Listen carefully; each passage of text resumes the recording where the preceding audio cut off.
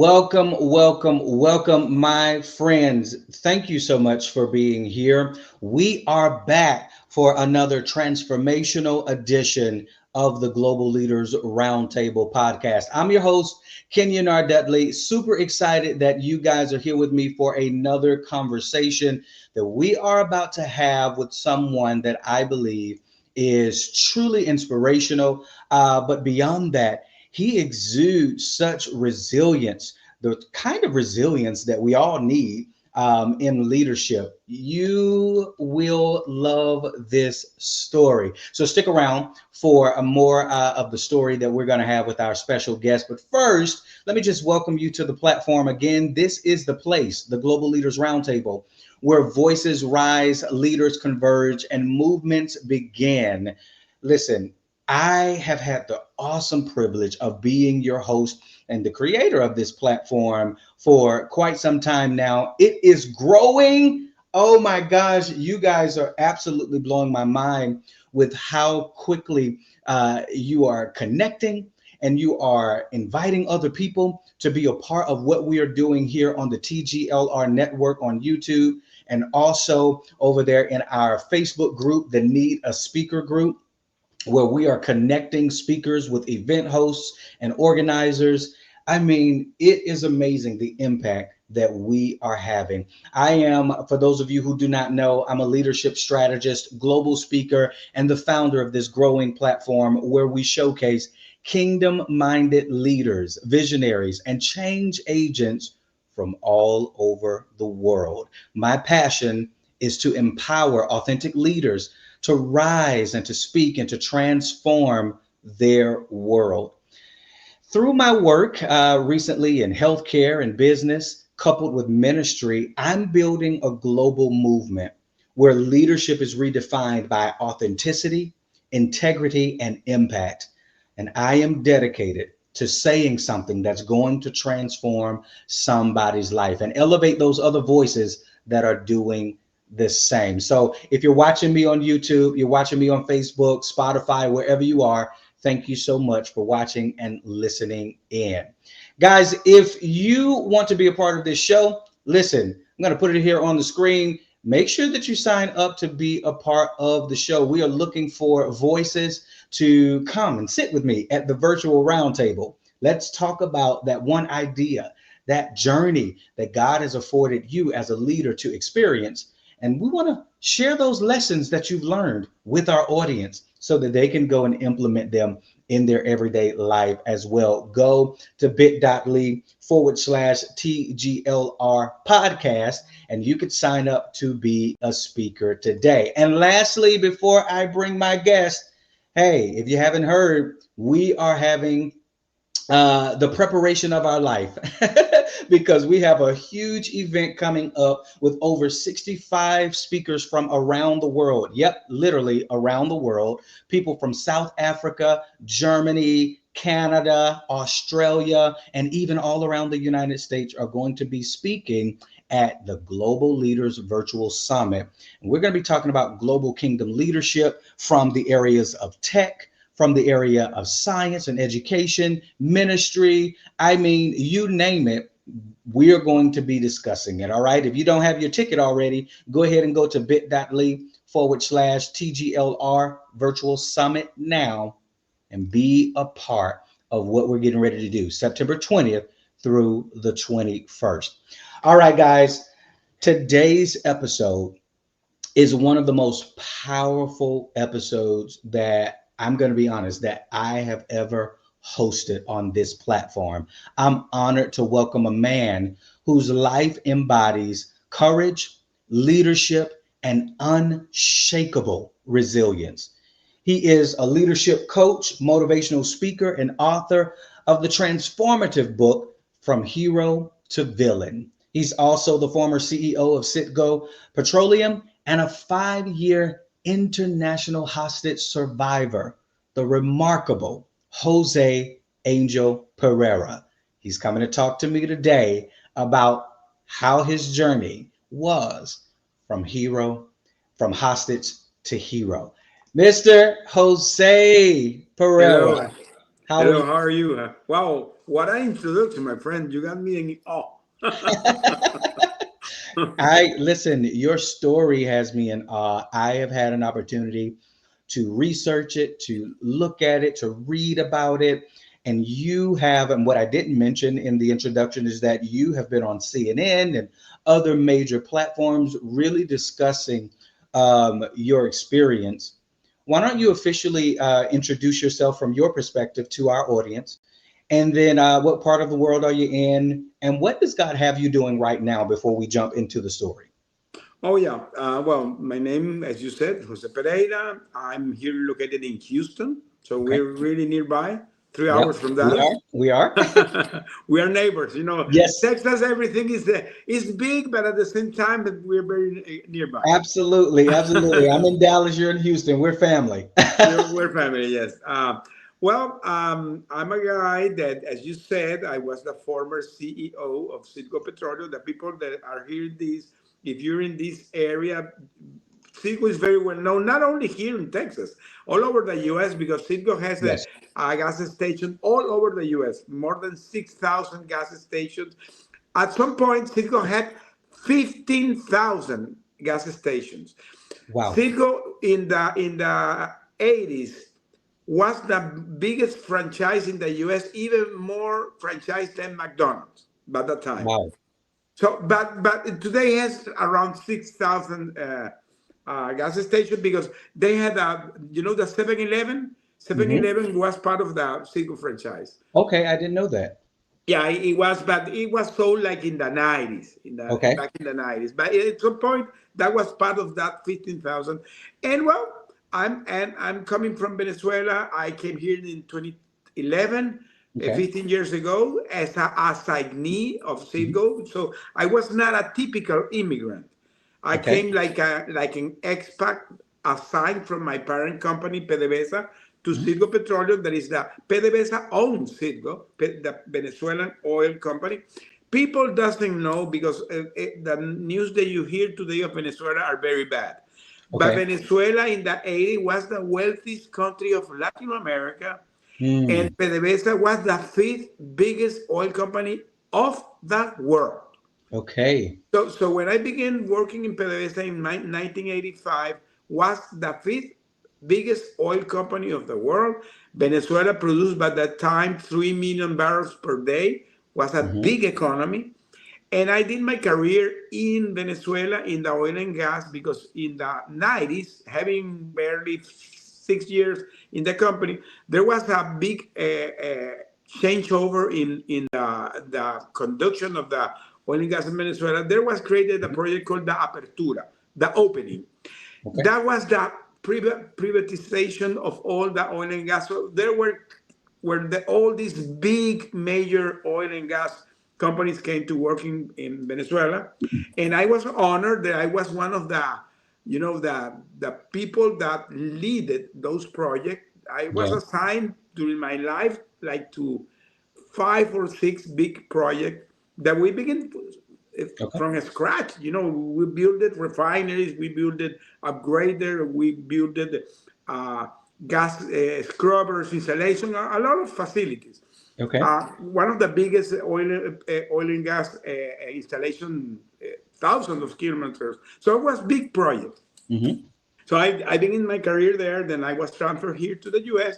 And finally, I became the CEO of the company at the end of my career. I Wow. became in 2017, after 35 years being in that company. I'm being an immigrant here in the US, became the CEO of Citgo. That was the sixth biggest refinery here in the US. So it was a Wow. big deal for that moment. Yeah. Oh yeah, no, it's not only a big deal, but literally, Mr. Jose, historic, to be honest, with the work that you've done and with the work that Citgo has done. I'm very familiar with it. I'm here based in Dallas, but from Atlanta, Georgia. But we had a lot of back in, the early 90s and everything, we had a lot of Citgos as well, gas stations. And so it is a company that we know well. If you don't mind me asking, how did you get to the position of CEO? What was that transition like? Okay, that's a great question because all this story that I'm gonna spoiling here, I telling in my book because Okay. um, I when I came here to the US, I did my career in the finance side. I'm a guy with a finance background, so I always was in the financial side of the company. I was always in the project, handling all the budget, all the financing, all the raising the funds, all the stuff. Right. But in the oil and gas, this is a big deal because you have to be very connected with the operational people. So I Okay. became very deeply involved in all the operations. Mhm. So I came here being the finance VP, Mhm. but the person that by that time was the CEO, he was appointed in Venezuela as the energy ministry. Okay. And when he left Citgo, he found that I was the person that he really thought that was capable to run the company, Mhm. because we were running by that time a big project in we were revamping a refinery in Aruba, Right. and we were creating a big circuit between Venezuela, Aruba, and Citgo here in the US to convert Citgo in one of the biggest vertical integrated company of the US, something in the rank of Exxon or Chevron, you know. Okay. So it was a very big project, but that never happened because the situation that we're going to talk now, what happened. Hmm. Hmm. Let's jump there for a moment because if those of you who don't know, which I don't, you can't really be living in the US during that time and have not heard of this story. But I do realize that there are many people that just they weren't aware of what was happening. You became the CEO of this great company, and you all are moving oil and you are moving finances. It's one of the most lucrative, like you said, one of the most lucrative companies during that day. And then something happened. All of a sudden, you found yourself in a position of being a hostage in a world and a country that stated at the time that you had allegedly, you and others had committed a crime. How did we get from making history, getting into this incredible seat and opportunity of being the CEO of a major corporation such as Citgo Petroleum to now you're hostage? Well, because that to your audience that doesn't know, I'm going to try to frame Yeah. the time. Now we're in 2017. I became Okay. the CEO in 2017, and one of the big things that was happening is that was during the first Trump administration, Okay. and Trump was having a big issue with the Venezuelan regime, exactly what is happening today. The Yes. same situation. The problem was that Trump didn't do his re-election by that time, and Hmm. he could not finish what he's trying to finish now. I So, understand. so Okay. there he was having a lot of issues with Venezuela, and he had imposed sanctions. He had done an oil embargo. The situation was coming terrible. And that year for me became a nightmare because I was working in Citgo in the middle of all these political tensions. So Hmm. I had a conversation with my wife, and I said, mommy, I'm going to resign. I'm going to get retired. I was entitled to get my retirement because I had by that time already 35 years in the company. Of So I course. flew to talk with my boss, the guy that was appointed to be a energy ministry. Hmm. I went to talk with him and said, my friend, I'm done. I'm going to get retired. Because he didn't want to, because he appointed me. Uh-huh. He really had confidence in me. And he said, Jose, you're the guy. I said, his name was Nelson.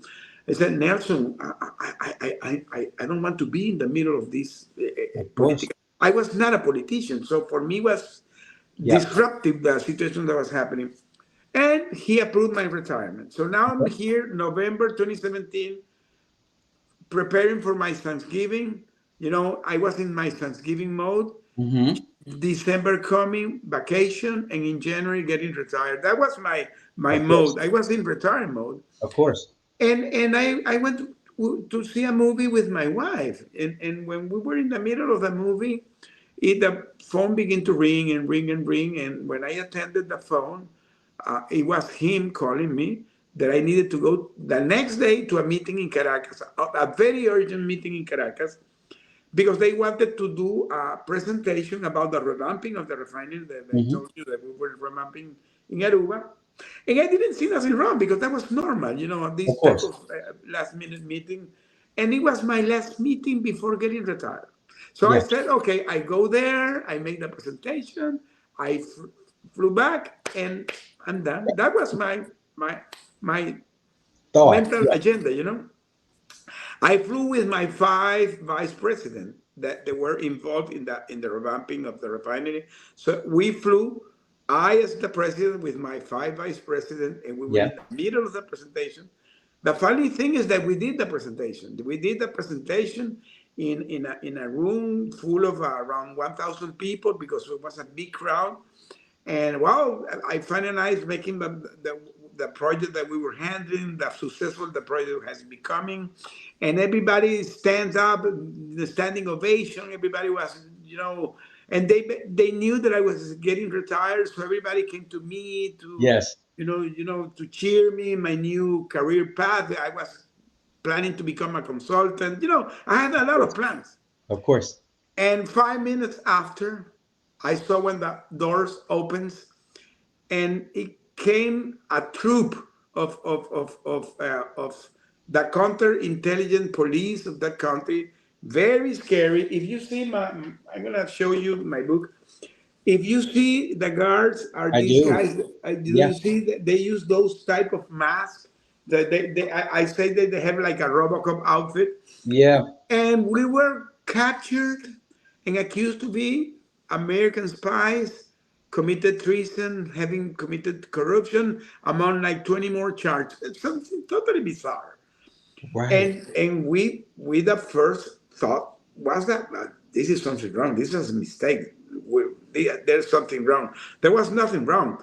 We became victim of the geopolitical situation between the two countries, Wow. and we were taken hostage to negotiate among us. So not only we were accused and we was taken prisoner, they begin to negotiate. Wow. They begin to ask to get lifted the sanctions, to get lifted the oil embargo, and even they were asking for the release of a drug lord that was Hmm. a kind of a comrade of Maduro. So Hmm. they begin to ask a lot for us. And when that happened, we begin to say, wow, this is really serious. Yeah. And the thing began to go so bad that at some point the negotiation was very, very tense. The two ambassadors of the two countries were recalled. When you recall an ambassador, the things are not going good. Yeah. So they recalled the ambassador, and then they came the story. That's why we stayed there 5 years, because it was hard negotiations. And we came back 5 years after a prisoner swap. That was the Wow. way we could come back through a prisoner swap. So I'm here because of prisoner swap. I and I like to really touch down into the stories of our guests' lives. And so excuse me if I'm just, asking follow-up No, questions. no, of course. This is a very general overview of the story, but Yes, there's a lot of things in the it's a lot between. of things here, and I'm sure our listeners are like, wait, what? You're planning for retirement, you're on your way out the door, you do a last minute meeting, all of your VPs are with you, no biggie, this is what we do, and you're on your way out of the door altogether and With a getting ready. plane waiting me in the airport, Yes, already the engine tune up. engines are tuned up and you're ready to go, and this scary turn of events happens.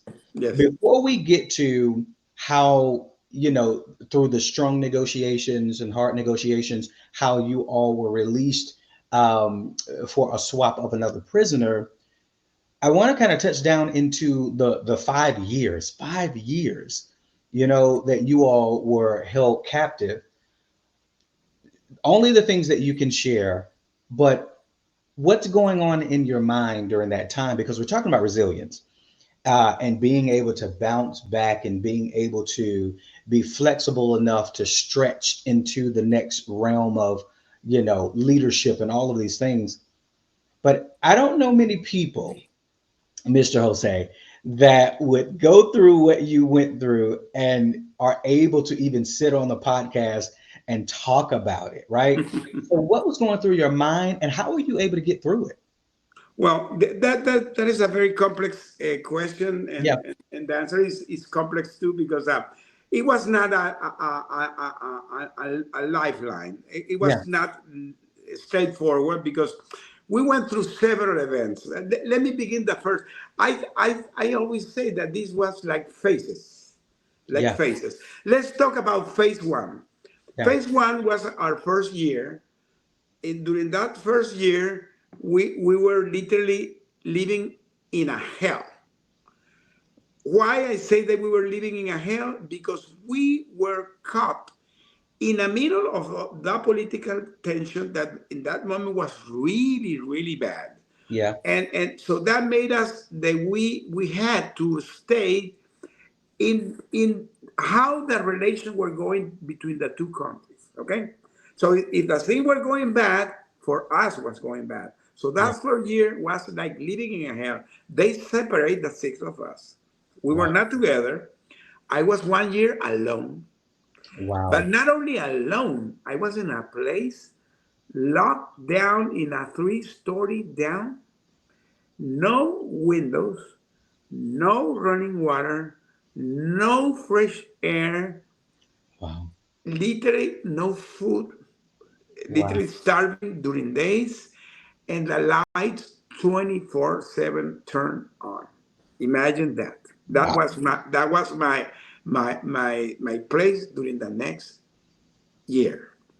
And without no way to know what time was, because I didn't have no control of the time. Of So at course. some point you lose the sense of time.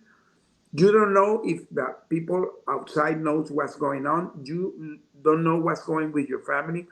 So you can go mad. Of course. You can go mad. And I was going mad at the beginning because Yeah. at the beginning, my first reaction, I'm going to be very honest. I begin to even have suicidal thoughts, Of course.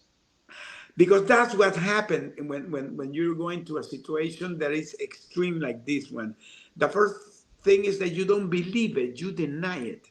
Yes. You say this is wrong, this what, and then you begin to have anger. Why this is happening to me? Yes. But it came several turning points. The first turning point for me was that after, I don't know how much months uh, passed, because the time began to pass in a way that you didn't know.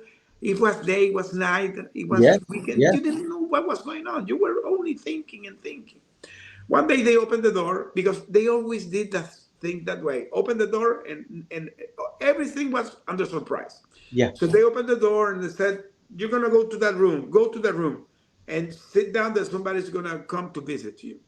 And when they opened the door, my big surprise was that it was my wife. Wow. It was my wife. When I saw her, I was not only surprised, I was scared, Yeah. because I told her, "Why you came here?" And then she told me that she came in a secure exchange, because I didn't know, but by that time already the two ambassadors were recalled. So they had like a third party negotiation, and they decided to approve her coming. She became like a messenger.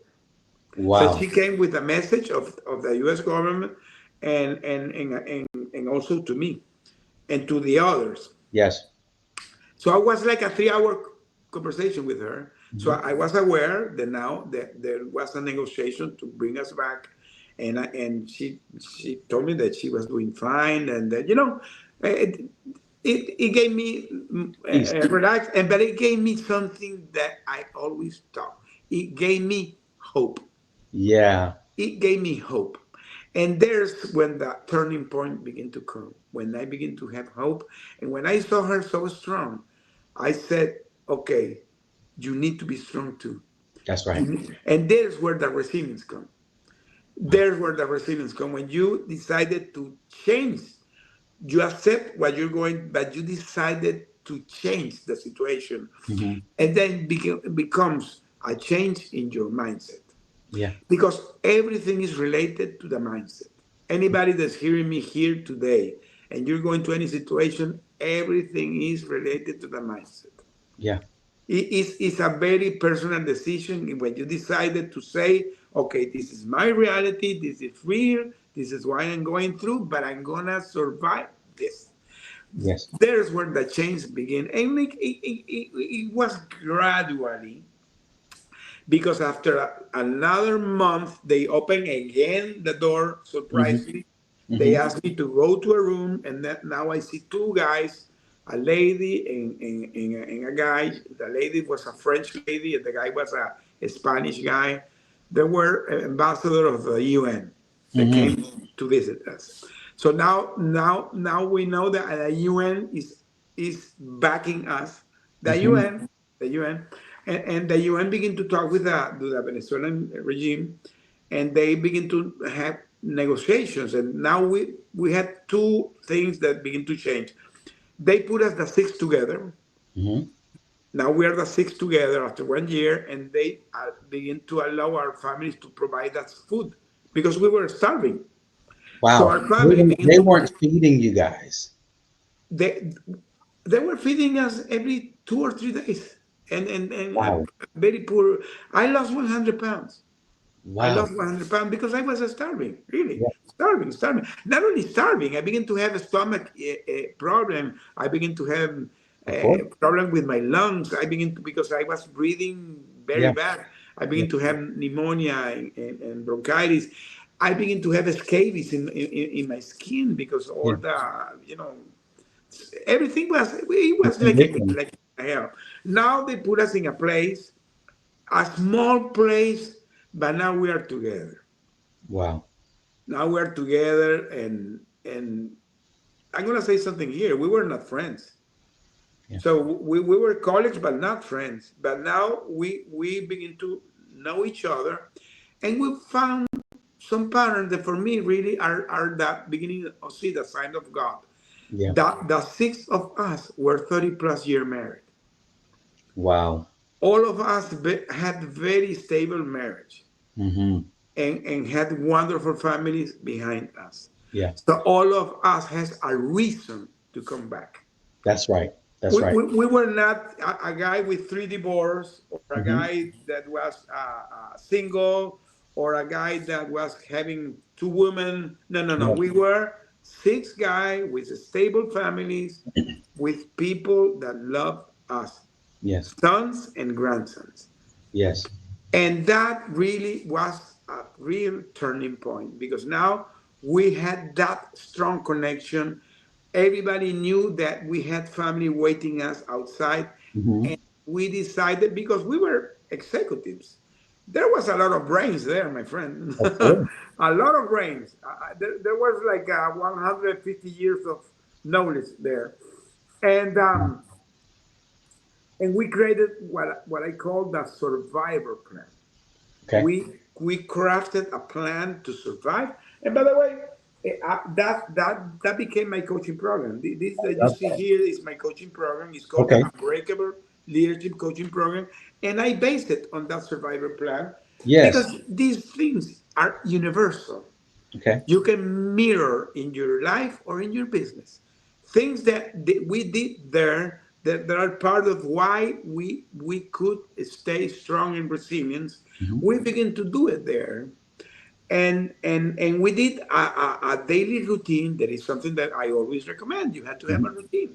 You Hmm. create your routine in the morning, in the night, exercising, meditating, reading, writing, reading the scripture, praying. You know, Yeah. all those things that the people have to do in their life. We Hmm. begin to do it there, and that gave us another thing, that when we begin to get connected Okay. to the Bible, and to begin to read the Bible, and to understand deeply understand what we were going through, it came the faith. So now, Mm, not only now we have hope, now we have faith. And when you get faith, my friend, you have everything. have everything. Yeah. Everything, because the faith is the anchor for anything. Yeah. So now we were not only having hope, now we are reading the Bible, now we are praying, and I can tell you that I begin to sleep like a baby. Wow. I begin to sleep like a baby because I knew that I was in the hands of God. Yes.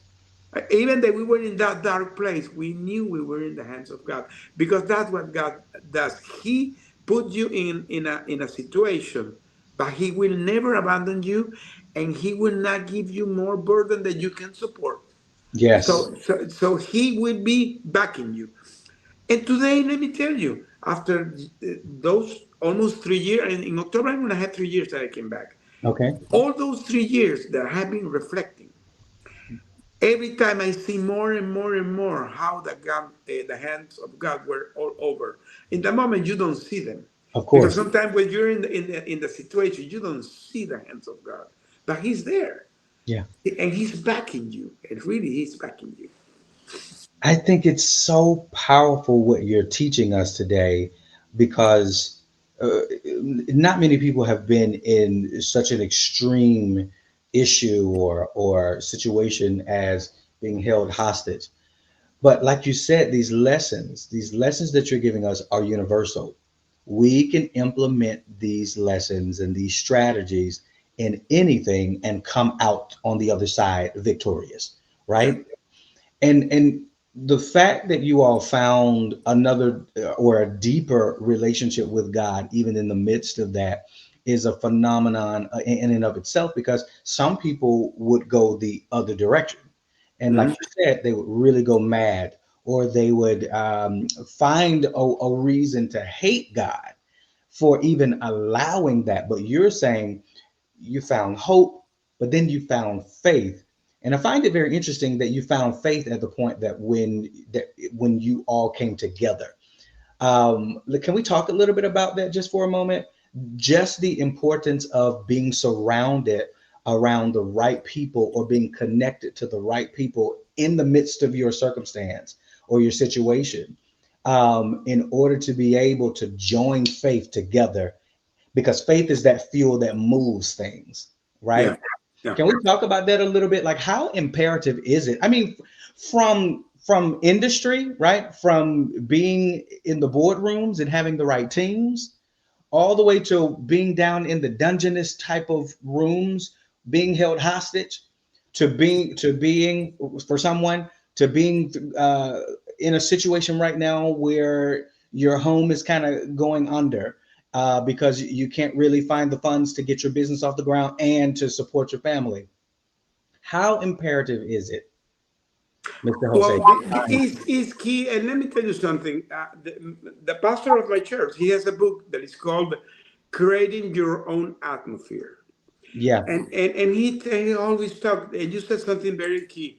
You had to get surrounded by the right people, because when you are surrounded with the right people, not only you're going to be supporting each other, you're going to be vibrating in the same symphony, yeah. and you're going to create your own atmosphere, There you go. a positive atmosphere. If you are surrounded with negative people, or people that don't believe in what you're doing, Yeah, or always are, no, you're not going to make it, you're not good enough, you blah blah blah. So this is the type of people that become toxic, that you yeah. have to take out.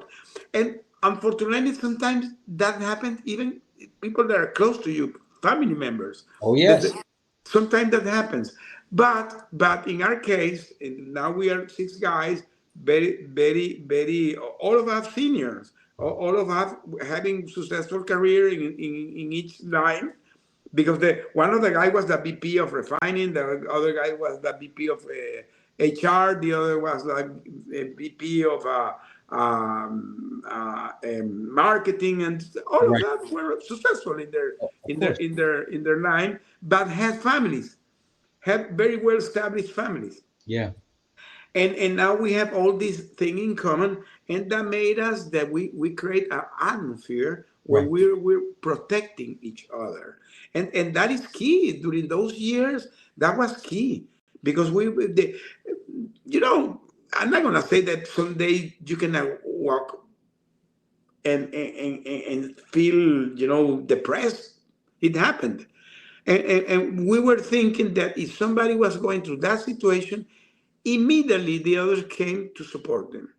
Or, for example, if somebody was getting bothered because something that the other was doing, we said, my friend, don't stay quiet, raise your hand and say, hey, a Yeah. meeting, let's talk about this. And we were always like this, you know, trying to find solutions to the situation. Yeah. This is something that you have to do in your business Of course. and in your family, that sometimes you're running a business and something is going wrong but you don't talk about it, and or you don't communicate with your people, or maybe the people have something and they don't communicate with you, and Hmm. that's what makes the company sometimes fail. Hmm. The Yeah. communication is so important, and the circle of support. If you are a CEO of a company and you have a group of managers that there are the people that are more close to you, you stay with them more time than sometimes than with your family. Yep. So why don't you create an environment where the people feel that you are like a big family? You know Right. that you create the atmosphere. That's what the great companies do. I believe that. That great company, that's what they do. If you see the great example of a good company, the best workplace to work, they create that atmosphere that the Hmm. people feel that they are working like in home, and they That's right. feel so comfortable that they feel that this is home. So Yep. they give the extra mile always because they feel that they're in a right place. This is exactly what we did. And today, this is part of the thing that it's part of my coaching and my speaking, but I talk about this. It's huge what you're saying. You know, for those, as I worked in the healthcare field as an executive, I was like the culture and communications guy. And to this day, when I go and speak for different organizations, that's what I'm talking about. Exactly what you're saying. I'm talking about the strategies that you can implement in order to be able to communicate well enough to affect your bottom line, right? Corrupt or toxic or lacking communication really does have a negative effect on your company and your corporation.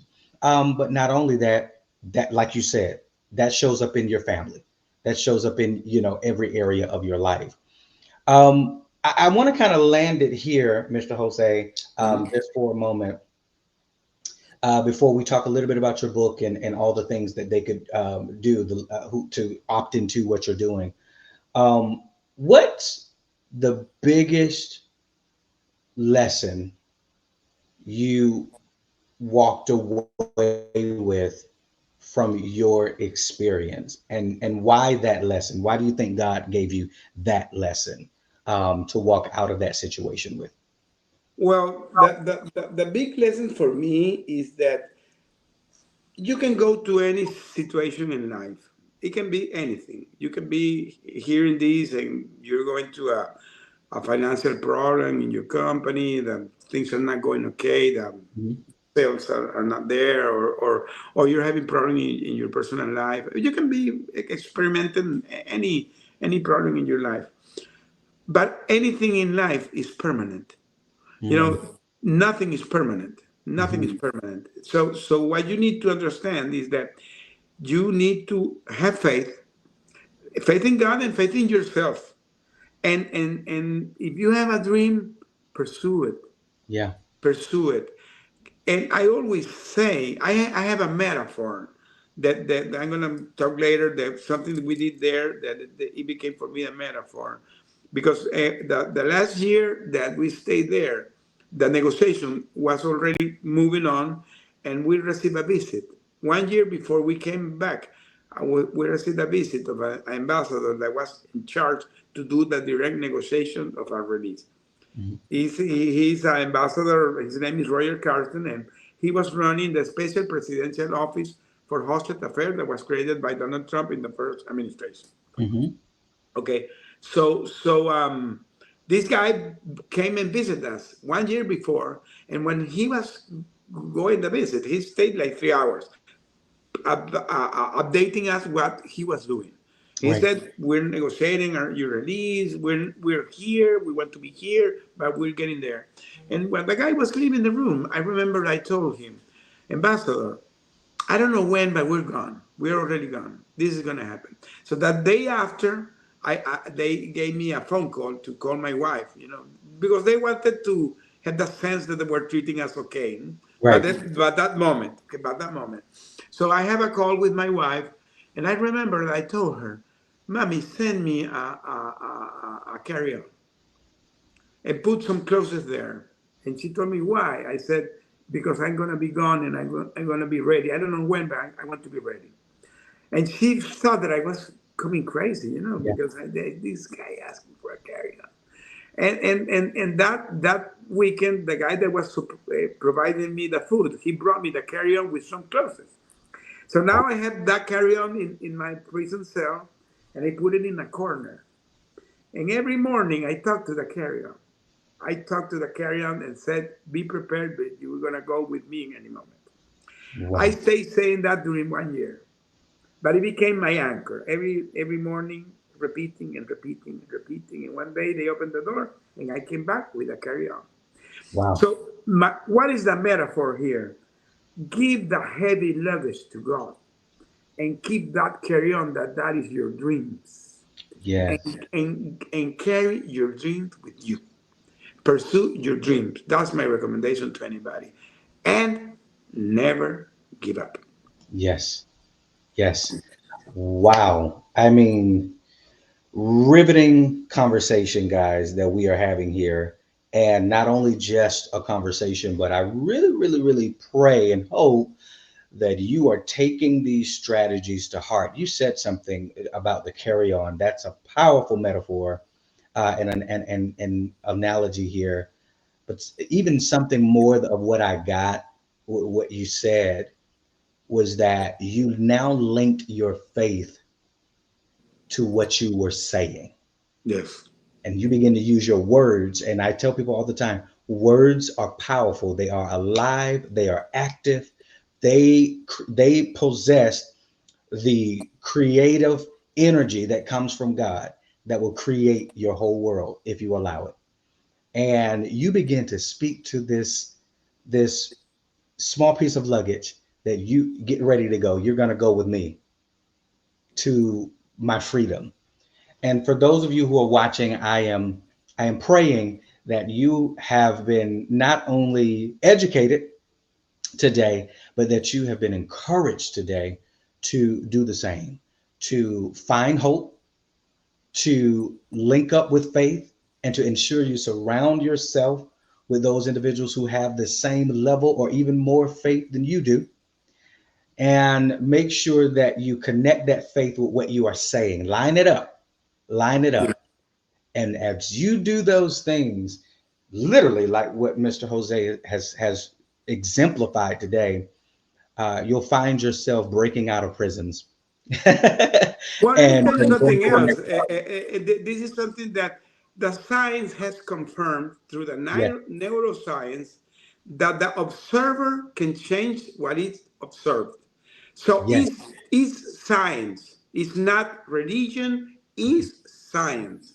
That yes, you can change your reality, because remember something, your brain, and hmm now I'm gonna be more grounded. yes, Your brain doesn't recognize if something is reality or is thought. So when your brain, when you stick to your faith and you're aligned with your dreams through your faith, you that's the message that you're giving to your brain. So your yes, brain is, you're changing. The spiritual world is connected to that, to this world. There's a absolutely. strong connection there. So you are talking to your spiritual world. Something that already is there, is Yep. already happened. Is the only thing is that you need to manifest it here in earth. So hmm you bringing that to that. There's where the possible comes, the impossible comes possible, because that's what God does. make the possible the impossible. There's where the miracles happens. Wow. I totally agree with you. And now I see why one of our good friends wanted us to meet and to connect, because we think on the same wavelength when it comes to exactly what you just said. I totally believe that one of the greatest things that God gave us was our mind and our brain. And if we use them according to what you've been teaching today, we can see things that literally are beyond what other people's minds and thoughts could have ever thought up. Mr. Jose, this has been amazing talking to you today, sir. How can people connect with you? How can they join into some of the things that you're doing? You're a coach, a leadership coach and strategist, all of these things that you're doing. You have a book. Talk a little bit about how we can connect with you. Okay, the easiest way, I have a webpage, is joseconnect.com. Okay. Joseconnect.com. If you go to joseconnect.com, there you will find my speaking page, Mhm. my coaching page, my author page, my podcast page, my newsletter page. And by the way, I was telling you that I'm going to begin to do in 1 month. Mhm. I became the host of a TV show Wow. in Spanish called The Unbreakable Leader. In Español is Líderes Inquebrantables. It's Yeah. going to begin to air every Friday through Now Media TV. Okay. In Dallas, it's going to be the Channel 21. Is Okay. in the Channel 21, but you can see it in Roku, Okay. and iTunes, Amazon Fire. There's a lot of platforms where you can see it. It's going Wow. to be every Friday, 6 p.m. I'm going to be interviewing Hispanic leaders Okay. that have gone through situations in their life and now they are thriving. Because for me, it's incredible when you begin to talk about this, how Yeah. you begin to connect to more and more people. Because again, you begin to vibe in that symphony. You are creating your new reality. Yeah. So today, you and me are talking because of that. Absolutely. We're talking because of that, because when this became like a ripple effect. Yeah. And for me, my coaching is that is called the Unbreakable Coaching Program. You can find it there. As I said, this is a 3 month program that I have. I Okay. do it basically one on one, but I can tailor made it if somebody's interested to it. I do my speaking gigs also. You can find in my webpage all the speaking gig. Today I belong to a speaking bureau of a guy called Bruce Marin. He's Okay. uh, a great guy. He's from Las Vegas. He's my agent today. Okay. And as I said, I'm going to be the host of this program. And I'm not going to stop there because my new book is coming out in 1 week. It's Yeah. called Unbreakable. It's going to be in Amazon in 1 week. Is leadership tools based on biblical principles. Wow. So I found, because I have been studying all these things that leaders had to do, all of them are in the Bible. Yeah. Because Absolutely. it's not picture this, all the persons of the Bible, name any of them. Hmm. Moses, Daniel, Abraham, Jonas, Job, whoever you want to name it. Hmm. All of them have the same pattern. They Hmm. went through tribulations. They went deep down. They lost everything. They Mm. were ripped down. They were turned down, but they were stick to the faith. Yeah. And they came back, and at the end, they came back stronger. Yeah. So that the Bible has the examples. And if you want to be one of the most incredible leaders of the world, see Jesus. Yeah. See Jesus. Yeah. Now that the people talk about purpose-driven leadership and all this stuff, yeah, be like Jesus. Yeah. Yeah. The Be most, like Jesus. the best leader of all time.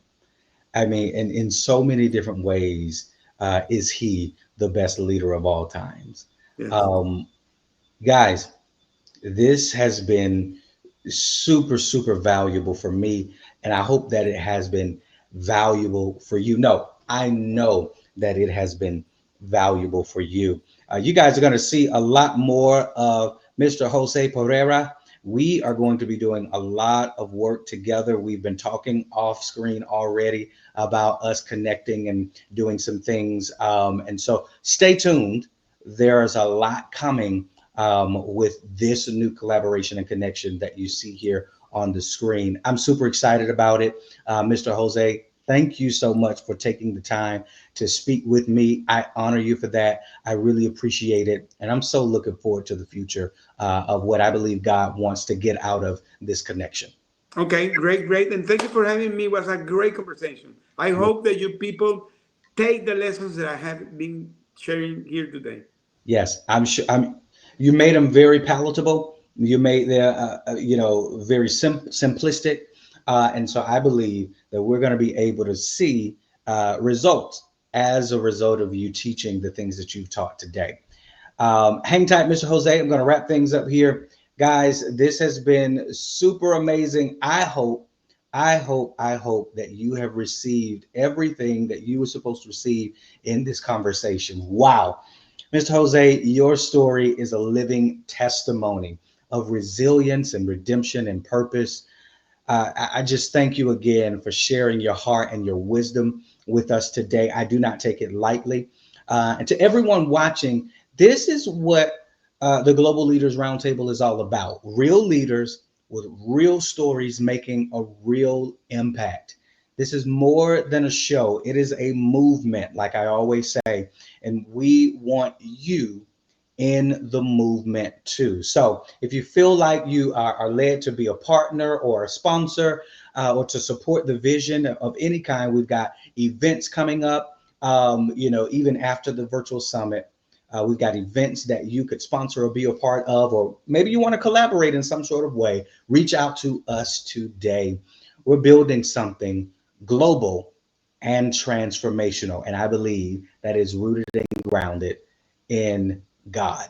Until next time, keep leading, keep believing, and keep walking in purpose. I'm Kenyon R. Dudley, signing off from the Global Leaders Roundtable, where voices rise, leaders converge, and movements begin. I'll see you next time.